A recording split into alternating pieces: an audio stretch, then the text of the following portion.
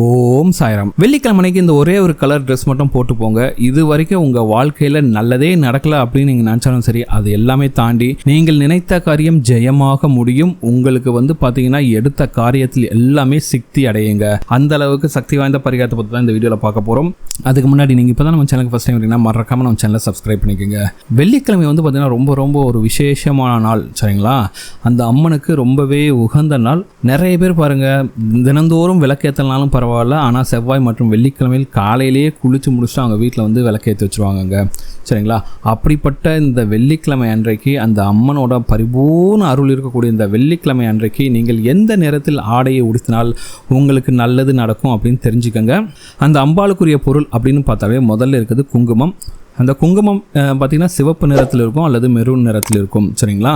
அதனால் நீங்கள் வெள்ளிக்கிழமை அன்று சிவப்பு நிறத்தில் ஆடை உடுத்தினாலும் சரி அல்லது மெரூன் கலர் ஆடை உடுத்தினாலும் சரி, அதன் மூலம் உங்களுக்கு இதுவரை கிடைக்காத அதிர்ஷ்டம் உண்டாகும். இத்தனை நாட்களாக நீங்கள் எந்த ஒரு காரியமும் எடுத்து தடைப்பட்டுக்கிட்டே இருந்தாலும் சரி, அதையெல்லாம் நீக்குவதற்காக வெள்ளிக்கிழமை அன்றைக்கு இந்த சிவப்பு நிறம் அல்லது மெரூன் நிறத்தில் ஆடை அணிந்து பாருங்கள்.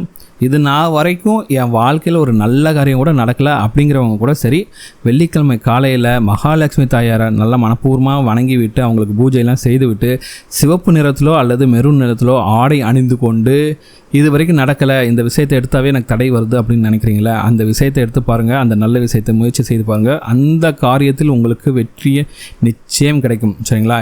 இந்த மாதிரி நான் மகாலட்சுமி தாயாரை வணங்கிட்டு இந்த ட்ரெஸ் கலர் போட்டு போகிறேன், கண்டிப்பாக எனக்கு நல்லது நடக்கும் அப்படின்னு நீங்கள் ஒரு மனசில் மட்டும் நினச்சிட்டே போங்க. நீங்கள் எடுக்கக்கூடிய முயற்சி கண்டிப்பாக சக்ஸஸ் ஆகும். உங்களுக்கு இனிமேல் தோல்வி அப்படிங்கிறது இருக்கவே இருக்காது, சரிங்களா? ஒரு சில பேர் வீட்டில் பார்த்திங்கன்னா மங்களகரமான காரியம் தடைப்பட்டு கொண்டே இருக்குங்க. ஒரு திருமணத்தை பற்றி ஏதாச்சும் பேச்சு எடுத்தால் தடைப்பட்டு இருக்கும், குழந்தை பாக்கியம் தடைப்பட்டு இருக்கும். இப்படி எந்த ஒரு நல்ல காரியம் எடுத்தாலும் சரி, அவங்க வீட்டில் ஏதாச்சும் ஒரு தடை இருந்துகிட்டே தாங்க இருக்கும். இப்படிப்பட்டவர்கள்லாம் என்ன பண்ணணும்னா, ஒரு வளர்பிறை வெள்ளிக்கிழமை நாளாக தேர்ந்தெடுத்து கொள்ளுங்கள். இல்லைனா பௌர்ணமி அன்னை கூட இந்த பரிகாரத்தை நீங்கள் செய்யலாம், சரிங்களா? ஸோ என்ன பண்ணணும்னா, சிவப்பு நிறத்தில் அழகான ஒரு புடவை வாங்கி வச்சுங்க. அதே போல் சிவப்பு நிறத்தில் ஜொலிக்கக்கூடிய வளையல்கள், சிவப்பு நிற குங்குமம், அரளிப்பூ அல்லது மல்லிகைப்பூ, வெற்றிலை பாக்கு, மஞ்சள், குங்குமம், இது எல்லாத்தையும் நீங்கள் வாங்கி ஒரு தட்டில் வச்சு அழகாக அடுக்கிட்டு கொண்டு போயிட்டு அந்த அம்மன் கோயிலுக்கு சென்று அந்த அம்பாளுக்கு இந்த பொருட்களை எல்லாம் கொடுத்துருங்க, சரிங்களா?